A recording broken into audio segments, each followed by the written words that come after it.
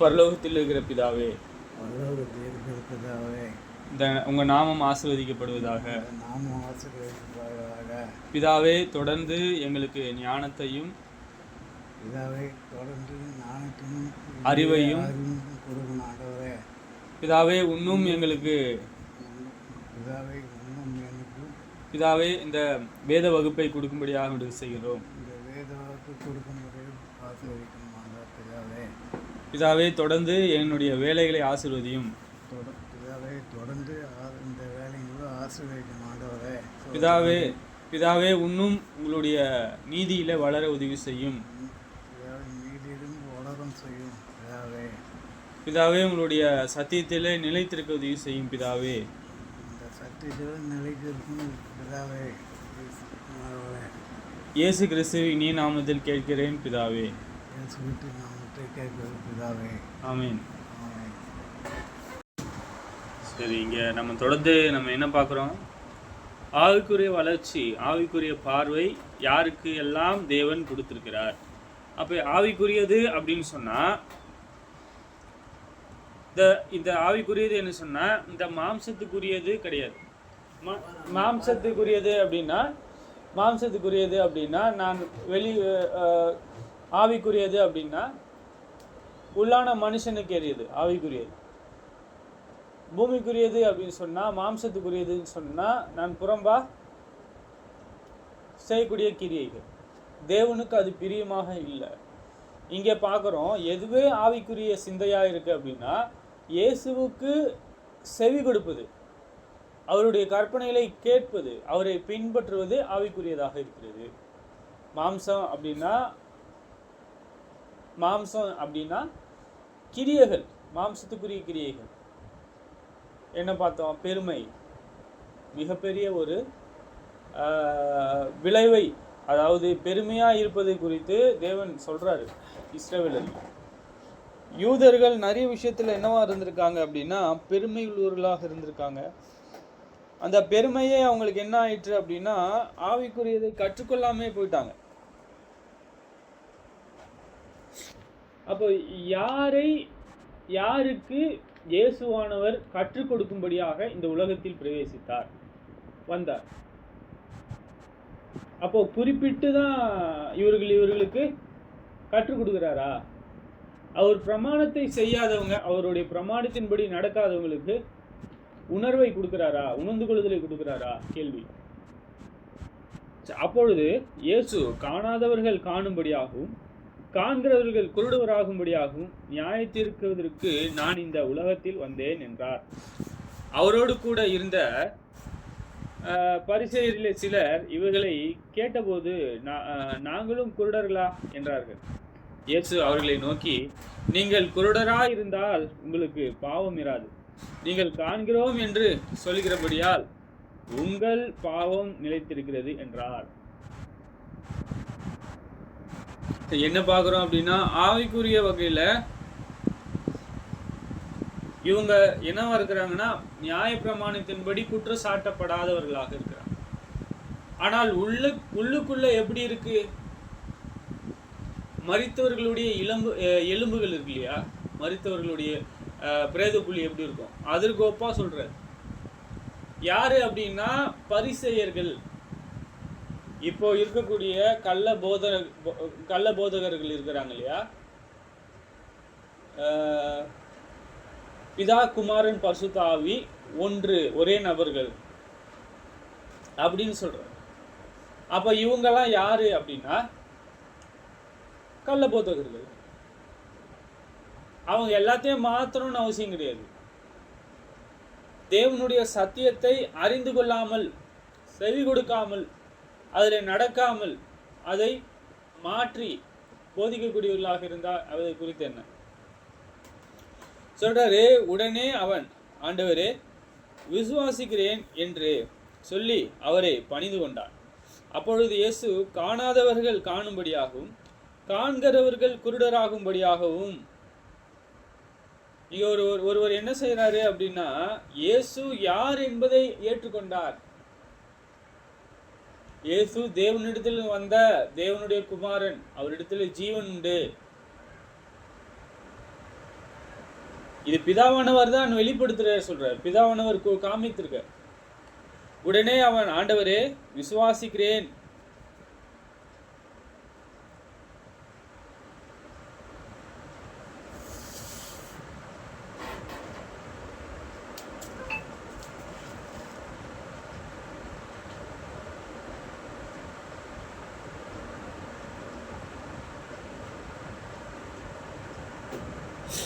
இங்கே சொல்றாரு யோவான் 9:31, பாவிகளுக்கு தேவன் செவி கொடுக்கிறது இல்லை என்று அறிந்திருக்கிறோம். ஒருவன் தேவ தேவ பக்தி உள்ளவனாயிருந்து அவனுக்கு சித்தமானதை செய்தால் அவனுக்கு செவி கொடுப்பார். இங்கே ஒரு குருடர், ஒரு பார்வை இல்லாதவர் தான் பேசிட்டு இருக்காரு. அவங்க அந்த மிகப்பெரிய ஒரு அற்புதத்தை கண்டு அவங்க என்ன விசுவாசிக்கிறாங்க? இப்போ இவங்க தேவனிடத்திலிருந்து வந்தவர் என்பதை அந்த குருடன் முதலாய், பரிசேயர்கள் முதலாய், அங்க இருக்கக்கூடிய ஜனங்கள் முதலாய் எல்லாருக்கும் தெரியுது. ஏன் விசுவாசிக்க முடியல? ஏன் விசுவாசிக்க முடியல? கடினமுள்ள இருதயம் சொல்றாரு. அப்போ இங்க ஒரு மனுஷன் இருக்காரு, என்ன சொல்றாரு? உடனே விசுவாசிக்கிறேன் என்று சொல்றாரு. இங்கே இயேசுவானவர் உடனே சொல்றார். அப்பொழுது இயேசு காணாதவர்கள் காணும்படியாகவும், யார் மெய்யாகவே காண்றா அப்படின்னா குழந்தைகள். சொல்லுங்க, நான் என்ன செய்யணும் அப்படின்னு கேட்கறது பதிலாக, நான் கை கொண்டிருக்கேன், இதெல்லாம் எனக்கு முன்னாடியே தெரியும் அப்படின்னு சொல்லக்கூடிய வார்த்தை எப்படி இருக்கு? நான் தவறா இருக்கிறேன், நான் எதுல மாத்திக்கொள்ளணும் அப்படின்ட்டு சொல்லக்கூடிய வார்த்தை எப்படி இருக்கு? பாருங்க, அப்பொழுது இயேசு காணாதவர்கள் காணும்படியாகவும் காண்கிறவர்கள் குருடராகும்படியாகவும் நியாய தீர்க்கிறதற்கு நான் இந்த உலகத்தில் வந்தேன் என்றார். சொல்றாரு, நாங்களும் குருடர்களா அப்படின்னு கேட்குறாங்க. இயேசு சொல்றாரு, நீங்க காண்கிறேன் என்று சொல்கிறதுனால தான் பாவம் நிலைத்திருக்கின்ற. சரி, இந்த சமயத்துல நான் மனம் திரும்பி அவரை பின்பற்றி பாவம் இல்லாமல் இருப்பேனானால், தொடர்ந்து காணக்கூடியவனாக இருப்பேனானால், நான் ஆவிக்குரிய வகையில் மறித்திருக்க மாட்டேன். ஆவிக்குரிய வகையிலே மறிப்பது என்பது தேவனை விட்டு பிரிவதாக மிகவும் துக்கம் நிறைந்தது. இயேசுவே இதற்காக தான் பயந்தவராக இருக்க. ஆவிக்குரிய வகையில பிதாவை விட்டு அவர் பிரியக்கூடாது, அவருடைய நோக்கத்தை செய்யாமல் போகக்கூடாது. நாமும் எந்த ஆவிக்குரிய வகையில துக்கமுள்ளவர்களாக இருக்கணும். நம்ம கூட பிதாவை விட்டு பிரிந்துருவோமோ? பிதாவை விட்டு, அவருடைய இரக்கத்தை விட்டு, அவருடைய அன்பை விட்டு, அவருடைய கற்பனைகளை விட்டு நான் பிரிந்தோமானால் என்ன இருக்கு? நாம் என்ன செய்ய வேண்டியது இருக்கு? நாம் ஆவிக்குரிய வகையிலே காணக்கூடியவர்களாக இருந்து தொடர்ந்து அவருடைய பிரமாணத்தை நாம் கை கொள்ள வேண்டியது அவசியம்.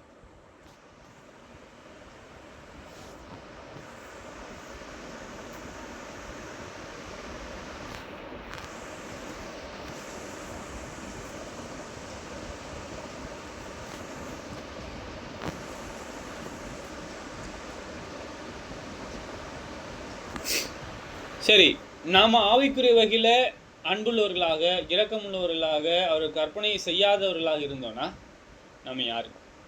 சொல். 2 பேதுரு 1:9 சொல்கிறார், இவைகள் இல்லாதவன் எவனோ அவன் முன் செய்த பாவங்களற தன் சுத்திகரிக்கப்பட்டதை மறந்து கண் சொருகி போன குருடனாயிருக்கிறான். சரி, அவங்க என்ன ஜாக்கிரதையாக இருக்கணும் இல்லையா? அழைக்கப்பட்டதிலையும். ஆகையால் சகோதரரே, உங்கள் அழைப்பையும் தெரிந்து கொள்ளுதலையும் உறுதியாகும்படிக்கு ஜாக்கிரதையாயிருங்கள். இவைகள் செய்தால் நீங்கள் ஒரு காலம் இடறுகிறதில்லை. இதை நாம் காணணும் அப்படின்னா, நாம் எல்லா பிரமாணத்தையும் அறிந்து கொள்ளணும் அப்படின்னா, நாம் ஆவிக்குரிய வகையில் என்ன செய்ய வேண்டியது இருக்கு? அவருடைய பிரமாணத்தை கை கொள்ள வேண்டியது இருக்கு. நாம் அவருடைய சத்தியத்தில் நிலைத்திருக்க வேண்டியது இருக்கு. சரியா? நம்ம என்ன செய்யணும்? இவைகளையும் நாம் செய்ய வேண்டியது இருக்குது. அவருடைய நன்மைகளை கை கொள்ள வேண்டியது இருக்கு. இவைகள் இல்லாதவன் எவனோ அவன் முன் செய்த பாவங்களற தன் சுத்திகரிக்கப்பட்டதை, அவன் சுத்தமாக இருக்கிறான், தேவனுக்கு என்று பிரித்தெடுக்கப்பட்டவனாக இருக்கிறான். நாம் அவருடைய கற்பனைகளை கை கொள்ளலை அப்படின்னா முழுவதுமாக நாம் மறந்துடுறோம். மறந்து கண் சொருகி போன குருடனாக இருக்கிறான். நாம் என்ன செய்யணும்? மறக்கக்கூடாது. தேவனுடைய வார்த்தையை எப்பொழுதுமே மறக்கக்கூடாது. ஆகையால் சகோதரரே, உங்கள் அழைப்பையும் தெரிந்து கொள்ளுதலையும் உறுதியாகும்படி ஜாக்கிரதையாயிருங்கள். இதெல்லாம் நாம் செய்வோமானால், அவருடைய கற்பனைகளை எல்லாம் கை கொள்வோமானால் நாம் இடறி போவோமா? ஒரு காலம் இடறுவதில்லை சொல்ற.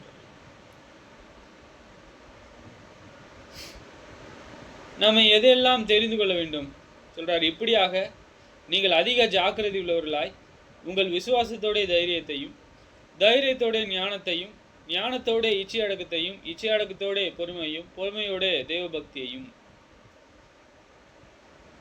நீங்க அதிக ஜாக்கிரதை உள்ளவர்களாக, ரொம்ப எச்சரிப்பாக, எல்லா சமயத்திலும் தேவனுடைய கற்பனைகளை நாம் மீறி நடந்துருவோமான்னு சொல்லிட்டு என்ன செய்ய வேண்டியது இருக்கு? ஜாக்கிரதையா இருக்கணும். நாம் கற்பனைகளை கை கொள்ளணும். சரி, நம்ம ஜாக்கிரதையா இருக்கணும்னு வச்சுப்போம். இப்போ உங்கள் விசுவாசத்தோட தைரியத்தையும், விசுவாசம் தைரியம் இருக்கணும். நம்ம ஓடிக்கொண்டே இருக்கும்போது இறந்துருவோமா? எஜமான் வருவதற்கு முன்பு, காலத்துக்கு முன்பாக நம்ம ஜீவனை எடுத்துருவாரா? அப்படிலாம் நம்ம யோசிக்க வேணாம். இங்க சொல்றாரு, உங்கள் விசுவாசத்தோட தைரியத்தையும். தைரியம் என்பது உலகத்தாரை போல என்ன செய்ய, தீமைக்கு எதிர்த்து நிற்பதல்ல, தீமைக்கு பதில் நன்மை செய்வது. என்னை பின்பற்றுவர்களாக இருந்தால் ஒருவன் வலது கன்னத்தில் அறிந்தால் மறு கன்னத்தையும் திருப்பி கொடுன்ற. உன் வசனத்தை எடுத்துக்கொண்டால் என்ன சொல்றாரு? கொடுத்துருன்ற. உன்னிடத்தில் கேட்கிறவனுக்கு முகம் கோணாதே, குடு. புரியுதா? சரி, நம்ம என்ன பார்க்குறோம்? இந்த தைரியம் நியாயப்பிரமாணத்தில் வரக்கூடிய தைரியம் இல்லை, ஒரு நம்பிக்கை இல்லை அவங்களுக்கு. ஆனால் இந்த தைரியம் இயேசு கிறிஸ்துவின் மூலமாக நமக்கு பெற்றுக்கொண்டிருக்கிறோம். அது பூரணமாக இருக்கிறது. அந்த பூரணம் பூரண அன்பாக இருக்கிறது. அந்த அன்பில தான் நாம் வளர வேண்டும். பூரண அன்பு பயத்தை புறம்பே தள்ளுகிறது. புரியுதா? பூரண அன்பு பயத்தை புறம்பே தள்ளுகிறது. எந்த பயம் அது? ஒரு மனுஷன் வரான், ஏற்று அடிக்க வராங்க, மிகப்பெரிய ஒரு படையை திரட்டிக்கிட்டு வராங்க, மிகப்பெரிய படையாக இருக்கிறாங்க. இயேசு என்ன செஞ்சார்? கல்லெறியும் போது அங்கேருந்து மறைந்து போனார். அதை தான் நாம் செய்ய வேண்டும். துன்மார்க்கெலாம் இருந்தால் அந்த துன்மார்க்கமான இடத்தில் நம்ம இருக்கக்கூடாது, இல்லையா? நம்ம என்ன செய்ய வேண்டியது இருக்கு? நாம் தைரியம் உள்ளவர்களாக இருக்கணும். எப்படி? ஆவிக்குரியவர்கள் பூரண அன்புள்ளவர்களாக இருக்கணும். பூரண அன்பு ஏதோ லேசா கிடைக்குமா? சரி, நாம் பூர்ண அன்பு இருக்குமானால் பயத்தை புறம்பே தள்ளக்கூடியதாக. இது மாம்சத்தில் வரக்கூடிய பயம் அல்ல. ஆவிக்குரியவைகளே நாம் அவருடைய அன்பிலே வளராமல் போய்விடுவோமானால் நமக்கு அப்படிப்பட்ட பயம் இருக்கணும். நாம் விழுந்து விடக்கூடாது என்கிற பயம் இருக்கணும். விசுவாசத்தோட தைரியத்தையும், தைரியத்தோட ஞானத்தையும் சொல்றாரு. எப்படி நாம் இப்படிப்பட்ட தைரியத்தை கற்றுக்கொள்வது? இப்படிப்பட்ட ஞானத்தை யார் சொல்லிக் கொடுக்கிறா? இப்படிப்பட்ட ஞானத்தை யார் கற்றுக் கொடுக்கிறா? சரி, அவருடைய ஞானத்தை நாம் அறிந்து கொள்ளணும்னா நாம் என்ன செய்ய வேண்டியது இருக்கு? கர்த்தருக்கு பயப்படுவது. நீங்க அதை தெரிந்து கொள்றீங்க. கர்த்தருக்கு பயப்படுவது மிகப்பெரிய ஒரு வேலையா இருக்கு.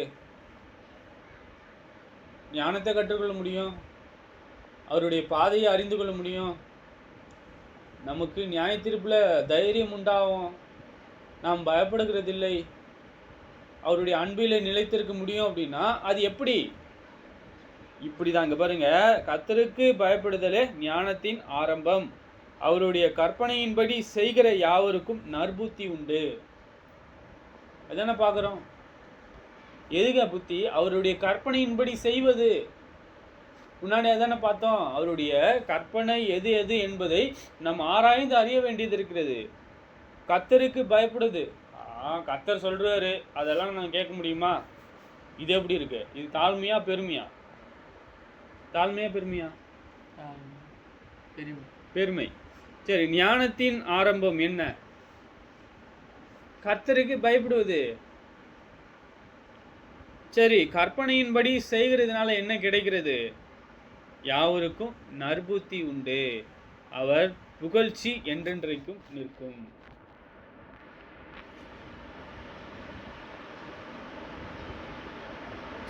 நம்ம என்ன செய்ய வேண்டியது இருக்கு? அவருடைய ஞானத்தில் வளர்ந்துடுறோம், கற்பனையை கை கொள்றோம். சரி, ஞானம் என்பது என்னவாக இருக்கிறது? பொல்லாப்பை விட்டு விலகுவதை குறித்து என்ன? நான் பொல்லாப்பை பாக்கெட்லேயே வச்சிருந்தேன்னா, பொல்லாப்ப இருதயத்திலே வச்சிருந்தேன்னா, பொல்லாப்ப அவரோடு நடுவில் நாம் இருந்து அந்த பொல்லாப்பை தொட்டு கொண்டு இருந்தோமானால் எல்லாமே பார்க்க போகிறோம். சொல்கிற யோபு 28:27 பிறகு மனுஷனை நோக்கி இதோ ஆண்டவருக்கு பயப்படுவதே ஞானம். அதே தான் பார்க்குறோம். பொல்லாப்பை விட்டு விலகுவதே புத்தி என்றார் என்று சொன்னேன். பொல்லாப்பு என்று தெரியுமானால் நாம் அதை விட்டு என்ன செய்ய வேண்டியது இருக்கு? அவருக்கு பயந்து அந்த பொல்லாப்பை செய்யாமல் இருக்க வேண்டும். செய்ய முடியுமா? சாலமோன் செய்தாரு, பொல்லாப்பை செய்தார். ஞானம் தொடர்ந்து அவர்கிட்ட தான் இருக்கு. ஆனால் அந்த மாயை என்று அவர் ஒத்துக்கொண்டு அவர் மனம் திரும்பி அவருடைய கற்பனையை கை கொள்ளும் பொழுது என்ன? மனம் திரும்பும் பொழுது என்ன? அவருடைய தகப்பனை போல அவர் என்னவா இருக்காரு? தேவனுக்கு பிரியமானவராக நடந்து கொண்டது நாம் காண்றோம். அதே போலதான் பொல்லாப்பை நாம் வெறுக்கக்கூடியவர்களாக இருந்தோமானால், தேவனுடைய கற்பனைகளை நாம் கை கொள்ளக்கூடியவர்களாக இருப்போமானால், நாம் ஞானமுள்ளவர்களாக இருக்கக்கூடியும் ஜாக்கிரதை உள்ளவர்களாக இருக்கக்கூடும்.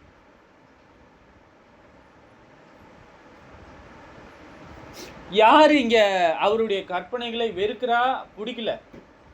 சொல்றாரு நீதிமொழிகள் 1:7, கர்த்தருக்கு பயப்படுவதிலே ஞானத்தின் ஆரம்பம், மூடர் ஞானத்தையும் போதகத்தையும் அசட்டை பண்ணுகிறார்கள்.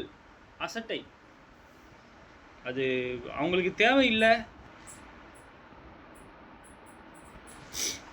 அவருடைய ஞானம் தேவையில்லை. அவருடைய ஞானத்தை உயர்வாக கருதுவதில்லை. யார் கருதுறா? உண்மையுள்ளவர்களா, காண்கிறவர்களாக இருக்கிறார்களா? நம்ம பார்த்தோம், யார் ஞானத்தை காண்றா? இயேசு போதிக்கிறாரு, அவங்களுக்கு புரியலன்ற. எவ்வளவு பெரிய அற்புதத்தை செய்கிறாரு. பூமியில ஆரம்பத்திலிருந்து இதுவரையும் ஒரு குருடனுடைய கண்ணை திறந்ததே கிடையாதுன்ற. ஆனால் இப்படிப்பட்ட அடையாளங்கள் அற்புதங்கள் காண்பித்த பின்பும் என்ன ஆற்று? பேதுரு உணர்ந்து கொண்டாரு, நீங்க தேவனுடைய குமாரன் சொல்லி. யோவான் கூட இருக்காரு, சீஷர்கள் கூட இருக்கிறாங்க, மார்க் கூட இருக்கிறார், மத்தேயு கூட இருக்கிறாரு. அவங்களாம் பின்பற்றுறாங்களே. இங்க ஒரு நபர் இருக்காரு, அவரும் என்ன சார் விசுவாசிக்கிறேன்னு சொல்றாரு.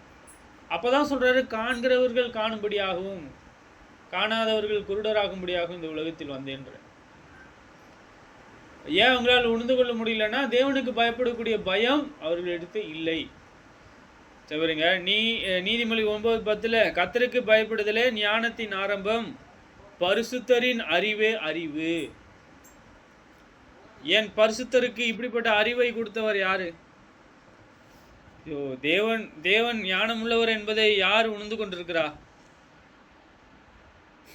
அவர் எப்படிப்பட்ட ஞானம் உள்ளவர்?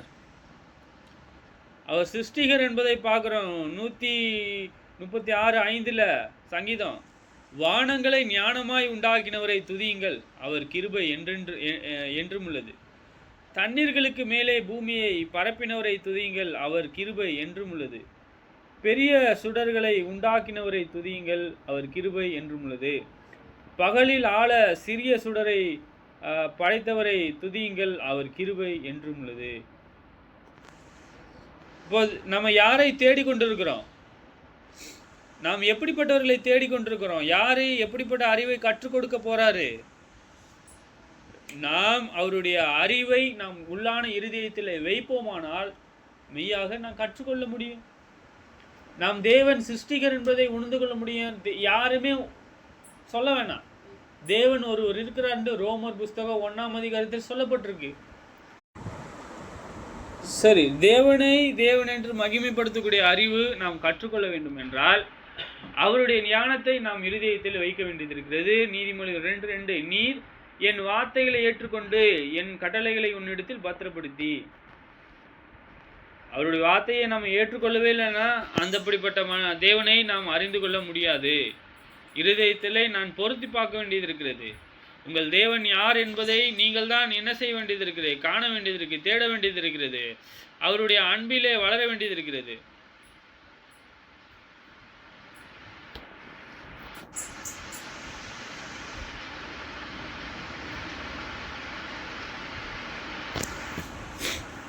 சரி, அப்படிப்பட்ட பரிசேயர்கள் முதலாய் என்னதான் தேடிக்கொண்டிருந்தாங்க?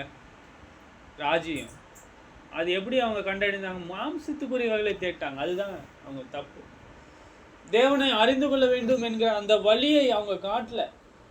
ஒருத்தரை காட்டுறாரு, அதை என்ன செய்கிறது இல்லை, ஏற்றுக்கொள்கிறது இல்லை. மெய்யாக சொல்றாரு நீதிமொழி 8:11, முத்துக்களை பார்க்கிலும் ஞானமே நல்லது, இச்சிக்கப்படத்தக்கவைகள் எல்லாம் அதற்கு நிகரல்ல.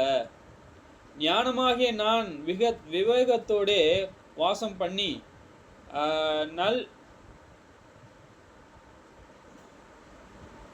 நல்லுக்தியான அறிவுகளை கண்டடைகிறேன். சரி, முத்துக்களை பார்க்கிலும் ஞானமே நல்லது. முத்துனா என்ன தெரியுமா? வெளியேற பெற்றது. அது கடலுக்குள்ள இருக்கும் இல்லையா? அது என்ன ஒரு ஒரு சிப்பிக்குள்ள இருக்கும் அப்படின்னு நம்ம பார்க்குறோம். அந்த சிப்பி ஆழ்கடல்ல இருக்கும்ன்ற. இப்போ 1000 டெசிமல் நம்மளால் தாங்க முடியாது. 100 டெசிமல் நம்மளுடைய காது ஜவ்வு கிழிஞ்சிடும். 300, 400, 500 டெசிமல்லாம் போக முடியாது. இப்போ இங்கே கடலினுடைய ஆழத்தை யாராலையும் கண்டுபிடிக்க முடியல. அது கண்டுபிடிச்சாலும் ஒரு அளவுக்கு தான் கண்டுபிடிக்கிறாங்க. நீர்மூழ்கி எடுத்துன்னு போயிட்டு என்ன பண்ணுறாங்க, அந்த ஒரு அளவுக்கு அந்த டெசிமலை கடக்கும் பொழுது, அந்த அழுத்தத்தை கடக்கும் பொழுது அது என்ன ஆகுதுன்னா தாங்க முடியாமல் வெடிக்குது. புரியுதுங்களா? இப்போ நான் காதையும் வாயையும் பொத்திக்கின்னு மூச்சு அடைக்கிட்டு ஒரு 500 அடிக்கு நான் கீழே போகிறேன் அப்படின்னா நம்ம கீழே இருந்து மேலே வரும் பொழுது என்ன ஆகும்? சுவாசிக்கல இல்லையா? அங்கே அந்த டிப்ரெஷன்னால காதில் இருந்து என்ன ஆகும்? வெடிக்க ஆரம்பிச்சு.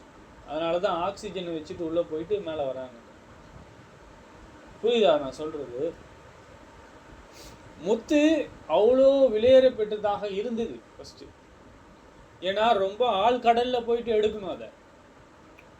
அதை எடுத்து ஒவ்வொன்றாக எடுத்து சேர்த்து அதை விற்கும் பொழுது அது ரொம்ப எக்ஸ்பென்சிவ், வெளியேற பெற்றது. யாருக்கும் கிடைக்காது. அப்போது யார் போக முடியும்? இப்போ தான் நீர்மூழ்கி வச்சுருக்காங்க இல்லையா? ஸ்கூபா டைவிங்லாம் சொல்கிறாங்க. ஸ்கூபா டைவிங் பின்னாடியே மூக்கில் வச்சுக்கிட்டு ஸ்விம்மிங் ட்ரெஸ் போட்டுக்கின்னு அப்படி தலைகளை குதிக்கிறாங்க இல்லையா? நல்லா ஆழ்கடலில் போவாங்க.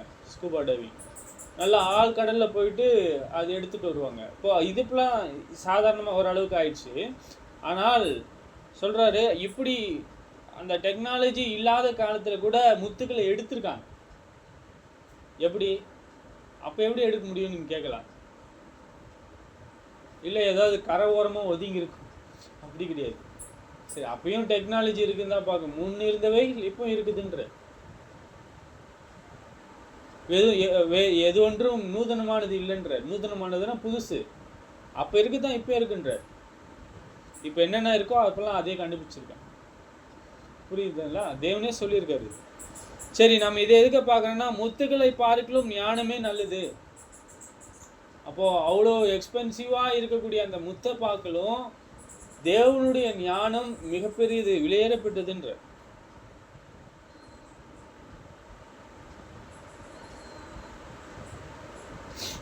நம்ம எதையெல்லாம் தேட வேண்டியது இருக்கு? உலகமா, அசுத்தத்தையா? உலகத்தின் நடுவுலயே நம்ம இருக்கலாமா? அப்படி இருக்கக்கூடாது. நீதிமொழிகள் 3:13-15, ஞானத்தை கண்டடிகிற மனுஷனும் புத்தியை சம்பாதிக்கிற மனுஷனும் பாக்கியவான்கள். பிளஸ் அவன் ஆசீர்வாதமா இருக்கிறான் இல்லையா? யாருடைய பார்வையில்? பூமி, கண்டிப்பா பூமிக்குரிய வகையில் அவன் ஆசீர்வாதமா இல்லை. அவன் ஆவிக்குரிய வகையில் ஆசீர்வாத ஐஸ்வர்யம் உள்ளவனாக இருக்கிறான். ஞானத்தை கண்டடைகிறவன் எதெல்லாம் விட்டுறணும்? எது சொல்றாரு இல்லையா? எல்லாத்தையும் விற்று அந்த ஒரு ஐஸ்வர்யவானுக்கு சொல்றாரு, இதெல்லாம் விற்று என்ன செய்ய? தரித்திரர்களுக்கு கொடுத்து நீ என்னை பின்பற்றிவான்ற முகவாட்டமா போயிட்டார் இல்லையா அவரு. சரி, ஞானத்தை கண்டடைகிற மனுஷனும் புத்தியை சம்பாதிக்கிற மனுஷனும் பாக்கியவான்கள். ஒரு வாலிபத்துல நிறைய ஆசைகள் வரும் இல்லையா, நிறைய இச்சைகள் வரும் இல்லையா, மாம்சத்துக்குரிய வகையில் என்ன புதுசு புதுசாக வாங்கணும், டெக்னாலஜிகளை வாழணும்னு சொல்ல ஆசை வரும் இல்லையா, ஒரு புது வண்டி வாங்கணும்னு ஆசை வரும். என்ன வரும்? மாம்ச இச்சை. எதை இழக்கிறதுக்கு அவங்க தயாரிப்பாங்க? அவங்க அதிகமாக சம்பாதிக்கணும்னு ஆசைப்படுவாங்க, ஐஸ்வர்யவானா இருக்கணும்னு ஆசைப்படுவாங்க. அப்படிதானே? இயேசு சொல்றாரு, ஞானத்தை தேடணும்னா நாம் விட்டுட்டு அவரை பின்பற்றணும்னு சொல்றாரு. அப்படிதானே? பரலோக ராஜ்யம் அப்படித்தான் கிடைக்குமே தவிர நம்ம முதலாவது என்ன தேடணும், அதுக்காக வேலை செய்யக்கூடாதுன்னு சொல்லல. நாம் முதலாவது தேவனுடைய நீதியை தேட வேண்டியது இருக்கிறது, தேவனுடைய ராஜ்யத்தை அறிந்து கொள்ள வேண்டியது இருக்கிறது. சரி,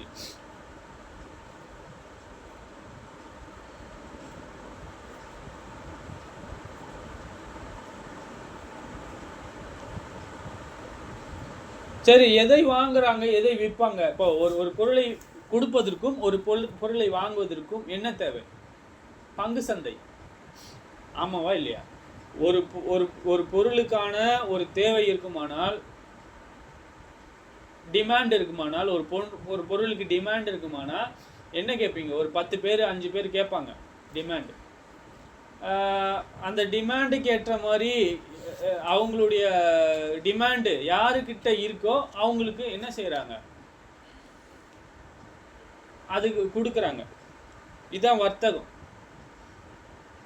அதன் வர்த்தகம் வெள்ளி வர்த்தகம், அதன் ஆதாயம் பசும் பொன்னும் உத்தமமானது. இவ்வளோ ஆதாயம் இல்லையா வர்த்தகம். இப்போ என்ன சொல்றாங்க, இப்போ என்ன பார்க்குறோம் அப்படின்னா,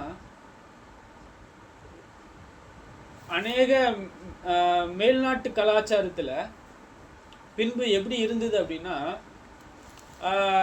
இங்கே டெவலப் ஆகிறதுக்கு முன்னாடி பார்த்தீங்கன்னா நீங்கள் என்ன கொடுப்பீங்க அப்படின்னா, உங்களுக்கு நிறைவானது போதுமான களஞ்சியத்தை தான் என்ன செய்வாங்க, கொடுப்பாங்க.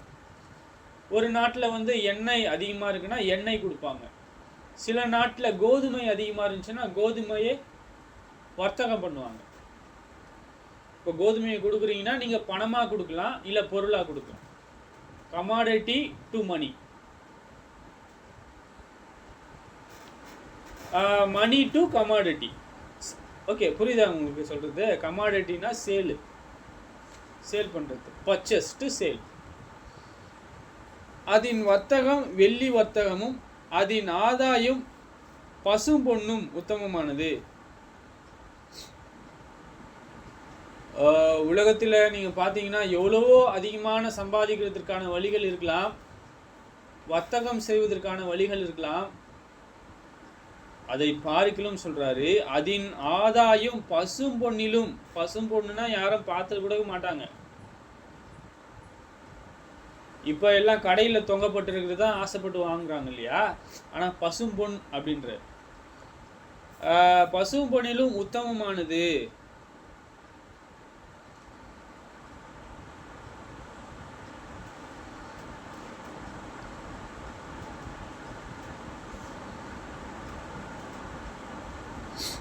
இப்போ வாலிபர்கள் எல்லாம் எதில் இச்சிக்கிறதுக்கு எதுவாக இருக்கிறாங்க?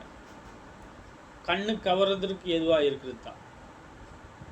ஆவிக்குரிய நன்மை என்று பார்க்கறது இல்லை, கண்ணுக்கு அது எப்படி சொல்லுவாங்க, இச்சிக்கிறதுக்கு எதுவாக இருக்கா? அதான். சரி, முத்துக்களை பார்க்கிலும் அது விலையேற பெற்றது.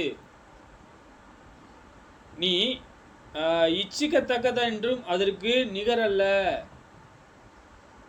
தேவன் சொல்றாரு.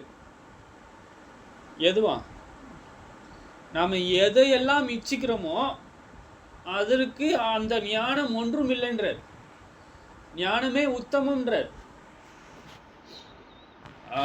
இவர்கள் என்ன செய்யவில்லை என்றால், இப்படி அவர்கள் தேடாமல், ஆவிக்குரியவைகளே நன்மைகளை அறிந்து கொள்ளாமல்,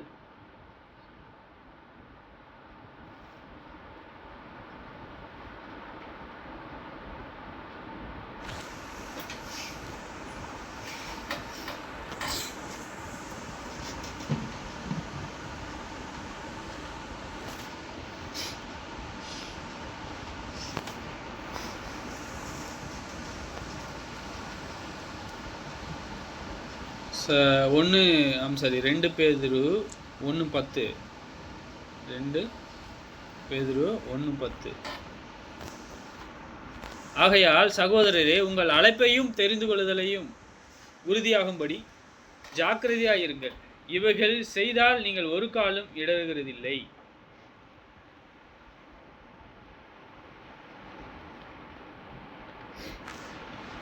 எதை நாம் செய்யணும் பாருங்க. ஆகையால் சகோதரரே, உங்கள் அழைப்பையும், அழைக்கப்பட்டிருக்கோம், தெரிந்து கொள்ளப்பட்டிருக்கோம்.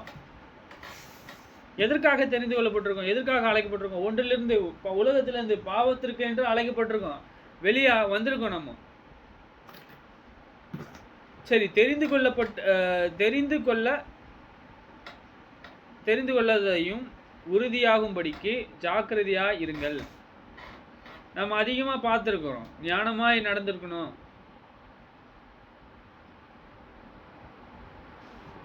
சரி, நாம் என்ன செய்ய வேண்டியது இருக்கு என்றால், நம்ம வேகத்தை காண்பிக்கக்கூடிய, ஜாக்கிரதையா இருக்கணும்னா நம்ம வேகத்தை கூட்ட வேண்டியது இருக்கிறது. நாம் பொறுமையா ஓடுறோமா, இடறி விழுகிறதுக்கு எதுவா ஓடுறோமா, ஆத்மாவில் சோர்ந்து போறோமா? நம்ம சொல்றாரு, உங்கள் அழைப்பையும் தெரிந்து கொள்ளுதலையும் பாருங்கள்.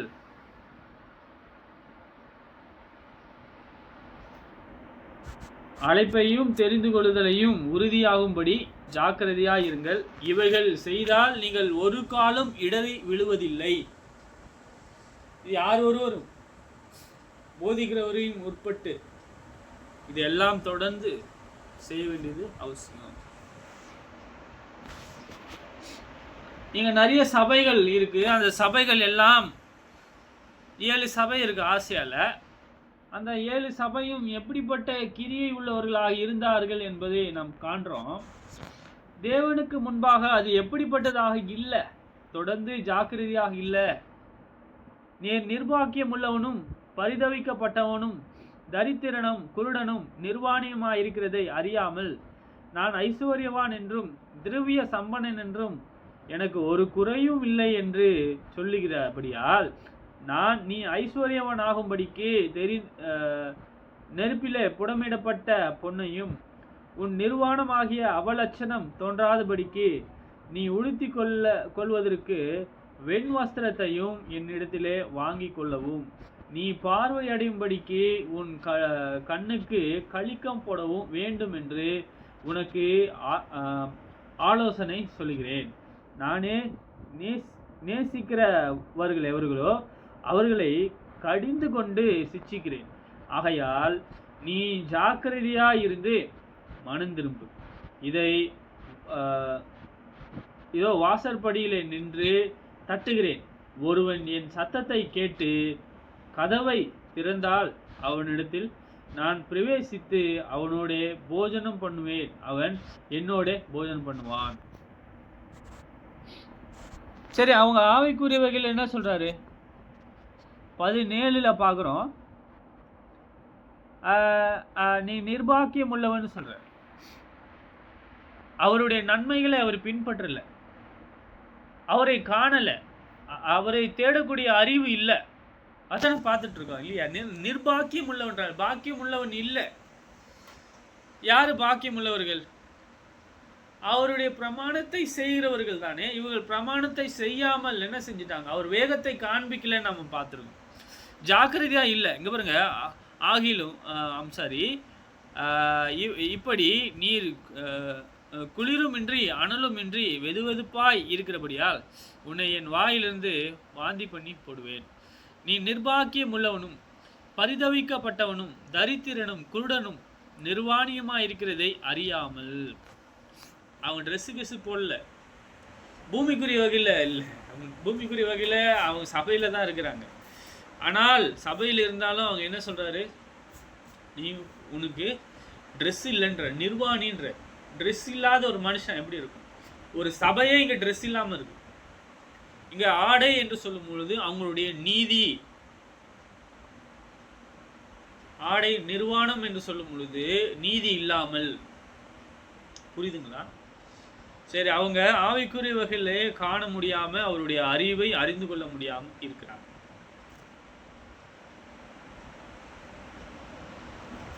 சரி, தொடர்ந்து அவர் சொல்லி பேசிட்டு இருக்காரு. நீ ஐசுவரியவான் ஆகும்படிக்கு நெருப்பிலே புடமிடப்பட்ட பொன்னையும், நெருப்புல புடமிடப்பட்டதுன்னா நெருப்புல ஒரு தங்கம் போட்டா என்ன ஆகும்னா அதில் இருக்கிற களிம்பெல்லாம் போயிடும், அழுக்கெல்லாம் போயிடும், அது சுத்தமாயிடும், அதெல்லாம் எரிஞ்சு போயிடும் களிம்பெல்லாம். புரியுதுங்களா? அப்புறம் என்ன சொல்லுவாங்க, அதோடைய ரியல் வேல்யூவை சொல்லுவாங்க. சொல்றாரு, நெருப்பில் புடமிடப்பட்ட பொன்னையும் உன் நிர்வாணமாகிய அவலட்சணம் தோன்றாதபடிக்கு நீ உடுத்தி கொள்ளுவதற்கு வெண் வஸ்திரத்தையும் என்னிடத்திலே வாங்கி கொள்ளவும், நீ பார்வையடையும்படிக்கு உன் கண்ணுக்கு கலிக்கம் போட வேண்டும் என்று உனக்கு ஆலோசனை சொல்லுகிறேன்.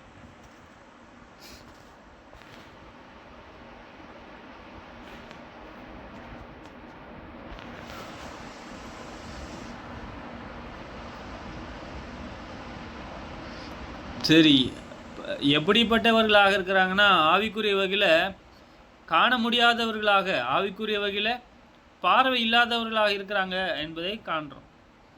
சொல்றாரு, அவங்க ஆவிக்குரிய வகையில் என்ன செய்கிறதில்லை, முன் செய்த அந்த கிரியைகளை செய்கிறதில்லை.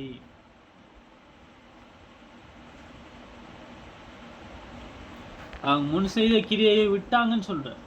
வெளிப்படுத்தல் 2:5, அக்கிரமங்களில் மரித்தவர்களாய் இருந்த நம்மை கிறிஸ்துவோடு கூட உயிர்ப்பித்தார், கிருபையினாலே ரட்சிக்கப்பட்டீர்கள். கிறிஸ்து இயேசுக்களால் அவர் நிமித்தத்தில் நம்மிடத்தில் வைத்த தயவினாலே தம்முடைய கிருபையின் மகா மேன்மையான ஐஸ்வர்யத்தை வருங்காலங்களிலே விலக செய்வதற்காக கிறிஸ்து உங்களுக்குள் நம்மை அவரோடு கூட எழுப்பி உன்னதங்களிலே அவரோடு கூட உட்காரவும் செய்தார். கிருபையினாலே விசுவாசத்தை கொண்டு ரட்சிக்கப்பட்டீர்கள். இது உங்களிலே உண்டானதல்ல, இது தேவனுடைய ஈவு.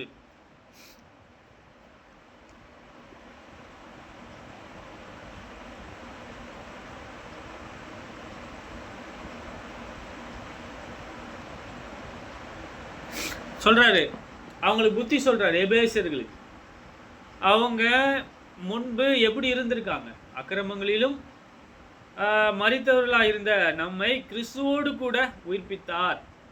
பவுலே அவங்களை குறித்து சொல்றார், உயிர்ப்பிக்கப்பட்டிருக்காங்க.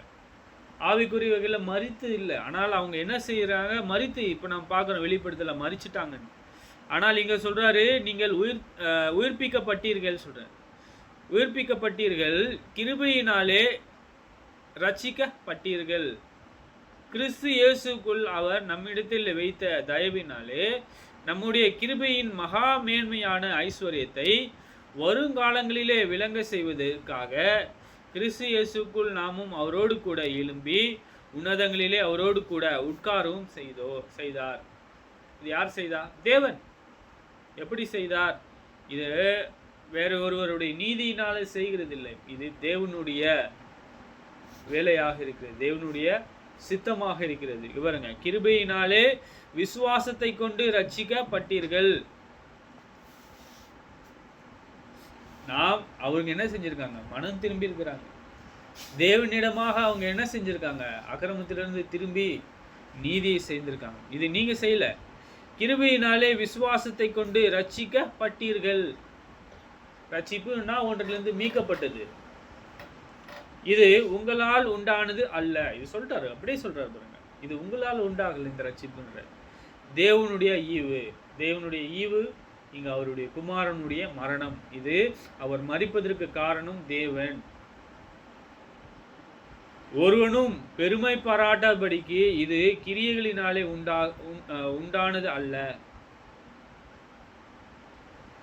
பெருமையே கிடையாது சொல்ற. பெருமை பாராட்டுறதுக்குலாம் ஒன்றும் இல்லை. இது உங்களால் உண்டாகல, இது தேவனுடைய ஈவு என்று நாம் பார்க்கிறோம். இது அவருடைய குமாரனுடைய மரணம். ஏனெனில் சரி, நாம் எதற்காக உண்டாக்கப்பட்டிருக்கோம்? தீமை செய்வதற்கா? இயேசுவை பின்பற்றுவதற்கா?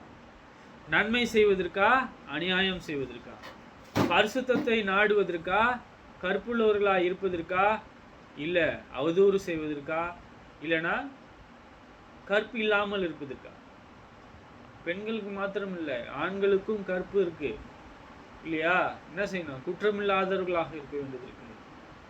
ஆவிக்குரிய வகையில் கற்பு இல்லாதவர்களாக இருக்க முடியும், சுத்தம் இல்லாதவர் இருக்க முடியும். பியூர். தேவன் சுத்தமுள்ளவராக இருக்கு. எப்படி சுத்தமா இருக்கிறாரு? எப்படி இருக்காரு? அவர் கொடுத்த பிரமாணத்தை அவர் கை கொள்றாரு. அவர் ஒரு காலம் பாவம் செய்கிறது இல்லை இல்லையா? ஏனெனில் நற்கிரியைகளை செய்கிறதற்கு நாம் கிறிஸ்து இயேசுக்குள் சிருஷ்டிக்கப்பட்டு தேவனுடைய செய்கையாய் இருக்கிறோம். அவர்களிலே நாமும் நடக்கும்படி அவர் முன்னதாக அவைகளை ஆயத்தம் பண்ணி இருக்கிறார்.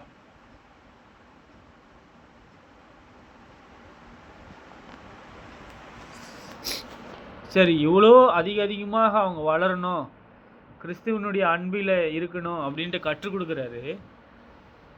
நம்ம 4-5 அதிகாரத்தில் பார்த்தீங்கன்னா 3ஆம் அதிகாரத்திலிருந்து பார்க்கும்போது கிறிஸ்து அவருடைய ஆழம், நீளம், உயரம் இன்னதென்று அறிந்திருக்கிறாங்க. தேவனுடைய சகல நன்மைகளையும் என்ன செஞ்சிருக்கிறாங்க? என்ன பண்ணியிருக்கிறாங்க? டேஸ்ட் பண்ணியிருக்கிறாங்க. அவருடைய அறிவை எல்லாம் ருசி பார்த்துருக்குறாங்க. ஆனால் என்ன செஞ்சிட்டாங்க? மறந்துட்டாங்க தேவனுடைய வார்த்தை. மறந்துடுறாங்க. அவங்க இப்போ என்னவா இருக்கிறாங்க? குருடலாக இருக்கிறீங்கன்னு சொல்கிறார். நீங்கள் காணலைன்ற. நீங்கள் என்ன செய்ய வேண்டியது இருக்கு? காண வேண்டும். காணும்படிக்கு என்னிடத்தில் சுத்தமான நெருப்பிலே புடமிடப்பட்ட சுத்த பொண்ணு இருக்குன்ற, வாங்கி கொள்ளுன்ற. அவன் என்ன பார்க்க வேண்டியது இருக்கு? வெளிப்படுத்தல் 2:5 ஆகையால் நீ இன்ன நிலைமையிலிருந்து விழுந்தாய் என்பதை நினைத்து மனம் திரும்பு, ஆதியிலே செய்த கிரியைகளை செய்வாயாக, இல்லாவிட்டால் நான் சீக்கிரமாய் உன்னிடத்திலே வந்து நீ மனம் திரும்பாத பட்சத்தில் உன் விளக்கு தண்டை அதிலிருந்து நீக்கிவிடுவேன்.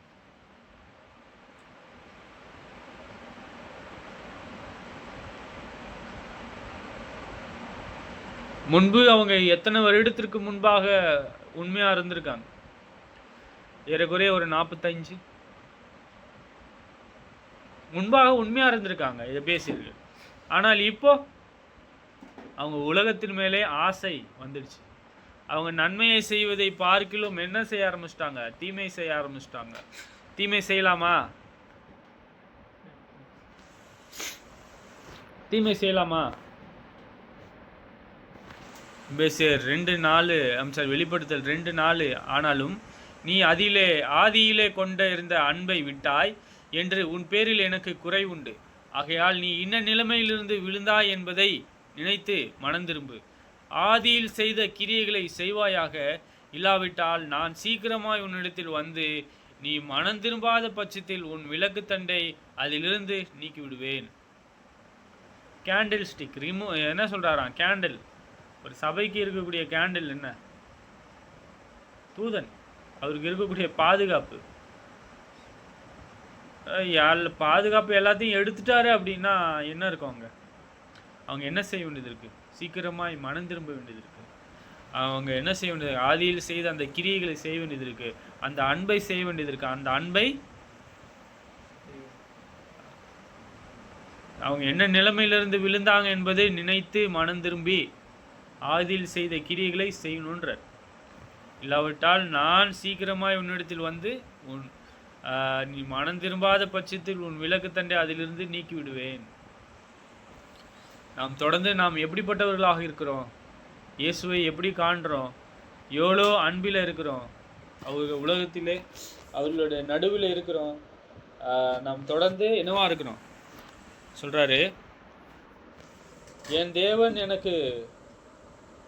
தேவனுக்கு நாம் குமாரரும் குமாரத்தியுமா இருக்கணும் அப்படின்னா நாம் எப்படிப்பட்டவர்களாக இருக்கணும்னு சொல்லிட்டு தேவன் நோக்கமுள்ளவராக இருக்கிறார். தேவன் ஏன் அப்படி ஒரு நோக்கமுள்ளவராக இருக்கிறார்? நம்ம அவருக்கு பிள்ளையா இருந்தோன்னா எப்படின்னு சொல்றாரு. நாம் அவருக்கு குமாரரும் குமாரத்தியுமா இருந்தோம்னா நாம் என்ன செய்ய வேண்டும்? 2 காரியங்கள் செய்யணும். அவர் நடுவில் இருந்து பிரிந்து அசுத்தமானதை தொடக்கூடாது. அசுத்தம் என்றால் மாம்சத்துக்குரியது. ஆவிக்குரியதை தேடினா அதை தேடுவதற்கான வழிமுறைகளை தான் நாம் படித்து கொண்டிருக்கிறோம். ஆவிக்குரிய வகையிலே நாம் தொடர்ந்து வளரணும் என்பதை தான் நாம் பார்த்து கொண்டிருக்கிறோம். நாம் தொடர்ந்து அதை செய்வோம், ஆவிக்குரிய வகையில் வளருவோமாக. நாம் ஜெபம் செய்து கடந்து போவோம். பிதாவே, உங்கள் நாம ஆசிரியராக பிதாவே, இந்த நாளை கொடுத்து நன்றி பிதாவே. உடுப்பு நோக்கத்து நன்றி பிதாவே. பிதாவே, உங்கள் ஆவிக்குரிய வகையில் வளர உதவி செய்யும் பிதாவே. பிதாவே, இந்த நாளில் பைபிள் ஆசிரியர் ஆசிர்வதிங்க பிதாவே. பிதாவே, உங்களை போல உங்கள் குமாரனும் போல வளர உதவி செய்யும் பிதாவே. இயேசு கிறிஸ்து நாமத்தில் கேட்குறேன். ஆமென். ஆமென்.